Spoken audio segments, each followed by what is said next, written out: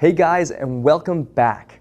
On today's episode of Design to Move, we're going to tackle vertigo in the vestibular ocular reflex.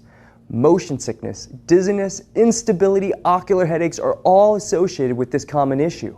So today we're going to educate you on the topic, including the anatomy involved, the mechanisms that could be at play, how to assess for it, and a suggested intervention for those dealing with the issue. As always, if you have any questions, reach out to us at admin@fluidhealthandfitness.com. Let's get started.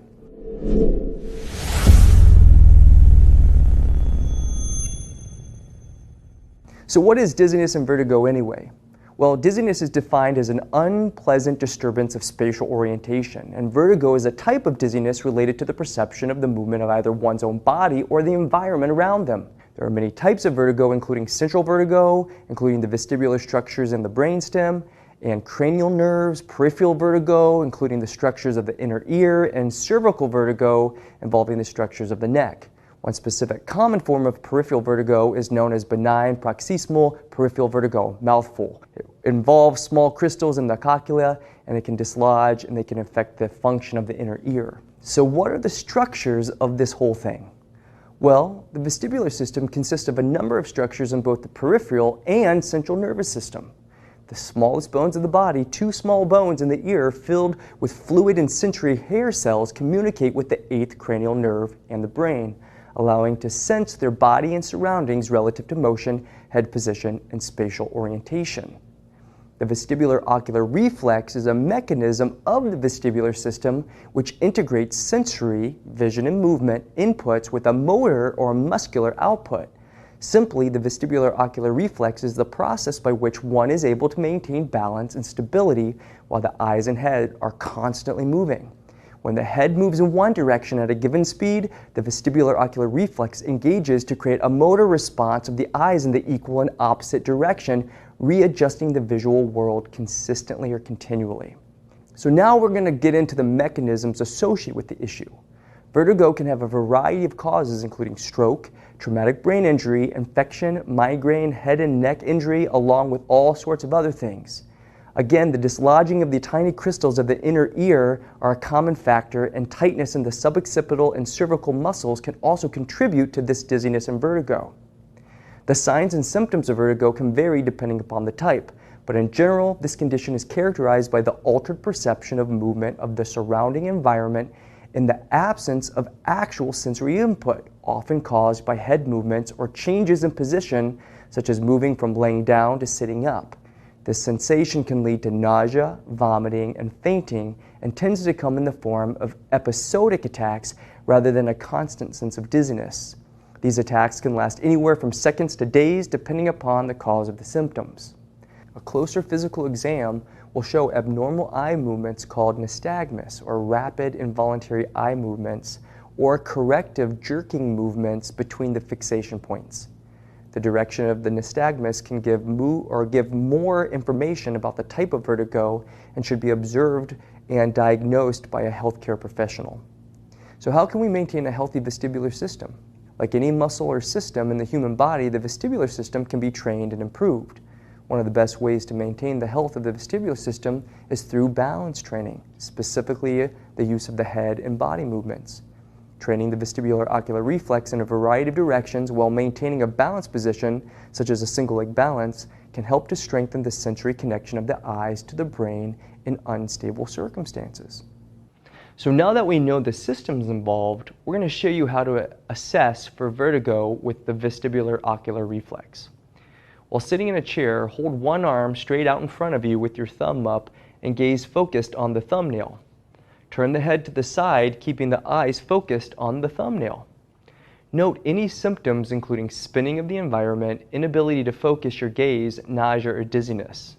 Perform this again, moving the head up and down. If the assessment triggered any signs or symptoms, you can take advantage of the next segment. Here we're going to show you how to release the muscles that are traditionally short and restrictive of the head and neck mechanics.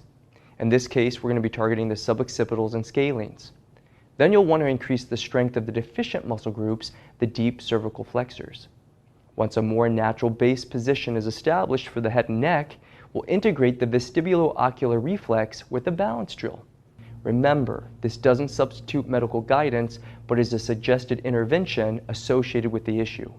Make sure to reach out to a qualified health provider if you're experiencing any symptoms. First, we're going to release the scalenes with a self-mobilization exercise. The scalene muscles are three paired muscles, anterior, medial, and posterior, located in the lateral aspect of the neck, adjacent to the sternocleidomastoid. This is the big ropey muscle on the lateral side of your neck. The scalenes act as accessory respiratory muscles and perform flexion and rotation for the neck. The anterior middle scalenes attach to the cervical spine to the first rib, while the posterior attaches to the second rib. Using your index finger and middle finger, define where the collarbone and sternocleidomastoid are located. The scalenes can be found by extending the neck and laterally tipping it to the opposite side. You'll feel the muscles stretch under your fingers. Explore the area, defining the front, middle, and back segments. Once you've established their location, tilt the head to the same side to soften the muscles, then add gentle pressure into the anterior scalene until you feel a gentle pull on the neck. Hold the pressure on the muscle until you feel it relax. This can take upwards of 60 seconds. Once the muscle releases, gently tilt your head to the opposite side of the body and rotate your chin towards the same side. Only stretch until you feel the first barrier for resistance. Make sure that there is no pain felt. Hold the position for roughly 10 seconds, then resume the process and stretch a little bit further by repeating the actions until a new barrier of stretch is found. Again, make sure no pain is felt.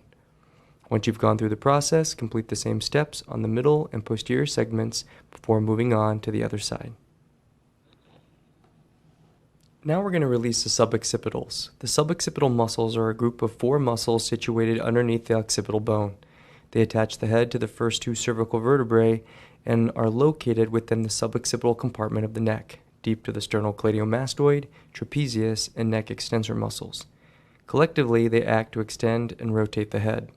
This is how you can define the muscles. Extend and rotate your head while palpating the area just medial to your mastoid process. You'll feel the muscles contract under your fingertips. Once you've established their location, look upwards to extend the head to soften the muscles, then add gentle anterior and superior pressure until you feel a gentle pull on the head. Hold the pressure on the muscle until you feel it relax. This can take up to 60 seconds. Once the muscle releases, gently tuck your chin, nodding downwards while rotating your head to the opposite side of the body.